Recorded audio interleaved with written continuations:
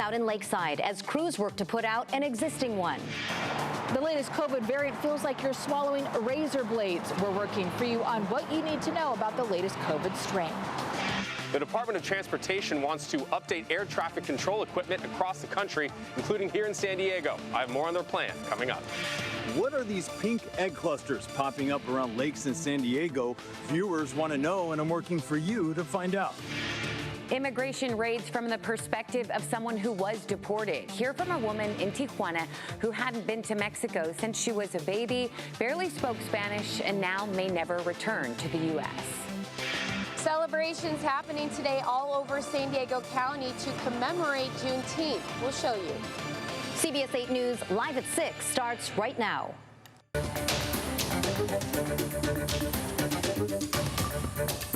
Breaking news this evening out of the Lakeside area where crews are working to contain a new brush fire. Good evening. Thanks for joining us. I'm Carla Chiquetto. I'm Marcella Lee. This fire broke out off of Hawick Drive. That's just south of the 8, and so far has burned more than 50 acres. But the good news is crews have stopped it from spreading any further. CBS 8's Esmeralda Perez joins us live from near the fire with what's happening right now. Esmeralda, we've learned some evacuation orders have been downgraded, right? Well, Carlo, Marcella, we just learned that these evacuation orders have been downgraded now to warnings, but I really want to show you what's going on right behind me. Take a look there. You can see just how much smoke is pouring out from the terrain. We've been seeing fire crews both on the air and on the ground working to really contain this blaze. Now, just a couple of moments ago, we saw from a distance some heavy duty machinery, part of their objective of eliminating any potential threat. Now, here on your screen, you're seeing some aerial video from Chopper 8. This was earlier today. You can see just how much smoke blanketed the area. Now, we know that the fire broke out around 3 o'clock, but here's the good news. Fire crews said that they have stopped the forward progress. Now, not too far from here, there is the Monte fire that began burning at the beginning of the week. It's burned more than 1,000 acres, and right now it's about 25% contained. Now, I spoke with CAL FIRE Captain Robert Johnson about the resources being used to fight this fire. Here's what he told us.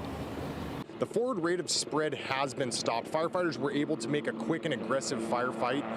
They were able to attack the fire and stop the forward rate of spread. As you can see in the background, there still are many hot spots within the perimeter. So the next priority for the crews is going to continue to build on those containment lines and increase those, as well as extinguish any hot spots within the perimeter. And again, those evacuation orders have been downgraded now to warnings, and the cause of both fires are still under investigation. From Lakeside, back to you. Thank you, Esmeralda. And again, those evacuation orders have been downgraded to warnings. That is good news. And the cause of both fires burning in Lakeside are still under investigation. A little northeast of that new Hawick fire, crews are still working to contain the Monte fire. You heard Esmeralda mention it. It broke out Tuesday afternoon off El Monte Road east of Lake Jennings. The evacuation order that had been in place for an area off El Monte Road is now lifted, while orders for more remote areas remain in place. It has now burned more than 1,000 acres, or about 1.5 square miles of rugged terrain. Containment is still at 25%, as officials say it continues to slowly burn. 3 firefighters suffered minor injuries. The cause, as we mentioned, is still under investigation. Stay with CBS 8 for the very latest on these fires. We'll have any updates posted on our website, cbs8.com. You can also follow us on social media or download our free CBS 8 app. The U.S. Secretary of Transportation announced potential upgrades to aging equipment as he toured San Diego International Airport's air traffic control tower today. The secretary says those changes would be part of President Trump's so-called Big Beautiful Bill. CBS 8's Alex Cheney was there and joins us now with more on what the secretary wants to change. Alex? Well, it was a busy day on the tarmac this morning with the Secretary of Transportation making a visit. He said he was absolutely shocked to find what he did in the air traffic control tower, with lots of outdated technology being used every day. In a letter to Congress sent by a collection of CEOs of airline companies, they said that their air traffic control towers, get this, are still using floppy disks and strips of paper with flight numbers on them. Transportation Secretary Sean Duffy toured the air traffic control tower at San Diego International Airport for about an hour today. He said he was shocked by the decades-old and broken technology air traffic controllers have to use to keep us safe in the skies at the nation's largest single runway airport. The fact that we have old equipment, 1960s, 1970s, 1980s equipment that the great air traffic controllers use to keep people safe when they fly in and out of airports. Video from inside the air traffic control tower, provided by the secretary, shows a hole in the ceiling. This tower actually had a substantial leak that wasn't fixed, and they actually had to put buckets to grab the water so the water didn't damage their air traffic control equipment. Duffy says there is $12.5 billion set aside in President Trump's big, beautiful bill for new radios, telecommunications, radar, and to replace corroded copper wiring to modern fiber wires for air traffic control towers across the country. So the big, beautiful bill is the one pathway we have right now that's going to start the funding, start the process, start the building, start the fixing of this old, antiquated system. His remarks come after a string of aviation crashes in San Diego, including a crash in Murphy Canyon that killed 6. The FAA chief operating officer says even with upgraded technology, it's hard to say if that crash could have been prevented. A controller will make 1,000 decisions a day. The better equipment they have, the better situational awareness they have, the better the output is. The FAA says they're short about 3,000 air traffic controllers, and the big, beautiful bill gives a bonus to retain current controllers and train new ones at their facility in Oklahoma City. The big, beautiful bill has already passed the Republican-led House and now moves to the Senate, where the majority leader says they're going to try to pass the bill by July 4th. Reporting live from the San Diego International Airport, I'm Alex Cheney, CBS 8. Back to you. Thanks, Alex.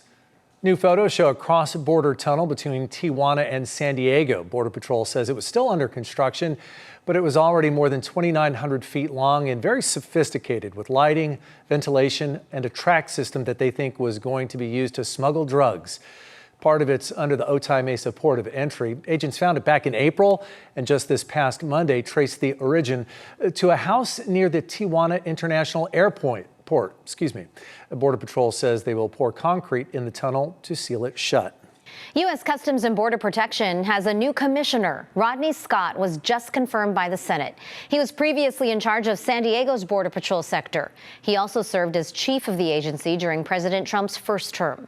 In a statement, Scott says he is ready to lead, quote, with integrity and a clear mission to defend our sovereignty, enforce the law, and put America first. Scott was previously accused of interfering with the investigation into the death of Anastasio Hernandez Rojas at the border in San Isidro back in 2010. Scott denied any allegations connected to that during his confirmation hearing.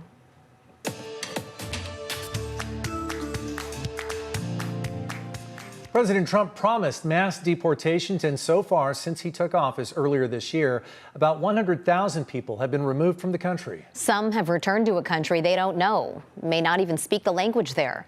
Tonight, CBS 8's Jenny Day shares one woman's story from across the border. Yeah, Priscilla Rivas was actually deported under the Obama administration. She had been in the U.S. for 22 years and now hasn't been back since. Her own experience motivated her, and she now works at El Otro Lado, the other side, at the Deportee Welcome Center in Tijuana.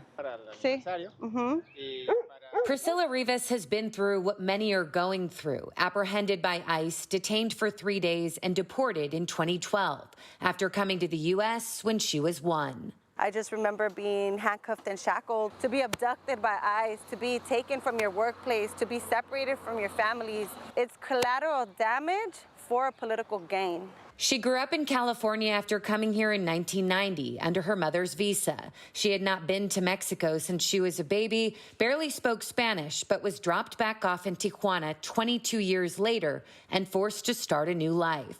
She says she was targeted by ICE while at a court hearing years after that visa had expired. My daughter was 5 years old when I was deported, and I was not able to bring her with me. I remember the judge telling me that if I brought her with me, I would be depriving her of her American rights. That daughter is now 19, still living in California and scared for her own citizenship, even though born in the U.S. Priscilla also has a 9-year-old daughter living with her in Mexico. She was born years after her mother's deportation and barely knows her sister. Knowing that I have 2 daughters on ambos lados, on both sides of the border, and them not being able to have that relationship, to have that closeness as sisters should, tears me apart. She says there are generations of trauma victims. Immigration has always been something that has affected a lot of people, a lot of lives. And I feel like things are only getting worse now. Priscilla says her own heartache encouraged her to make a difference in her home country. She now helps people like herself. And this is where I'm present. This is where I'm needed. This is where my life has unfolded. My family has been chasing the American dream for such a long time. She says just this year, hundreds of people have sought help at the Deportee Welcome Center in Tijuana because during immigration raids, they are not given time to organize their finances, children, pets, or even grab clothes. When somebody crosses the border, this is not the end for them. This is barely the beginning of their brand new chapter. The organization El Otro Lado helps deportees with their immediate needs, like getting an ID or medication, then identify pathways to education or work, knowing they may never return to the U.S. I always tell folks it's a chance to reinvent yourself if that's what you choose to do. So while she says there are a lot more resources available since her deportation, there's still more we can do. And for those here undocumented, Priscilla says regardless of citizenship, you have a right to have your plea heard in immigration court. Reporting for CBS 8, I'm Jenny Day. Thanks, Jenny. Doctors are seeing more of what they're calling razor blade throat. What you need to know to keep yourself protected still ahead. We are also working for you to get answers about these mysterious pink clusters popping up around San Diego lakes and reservoirs. And later, we'll take you to celebrations across the county and show you how San Diegans marked Juneteenth. And it was a beautiful Juneteenth. We had plenty of sunshine in the forecast. Temperatures were still on the warm side inland, just not hot like it was to start off the week. But we are looking at more of a slip in the temperatures into the weekend. All those details are coming up.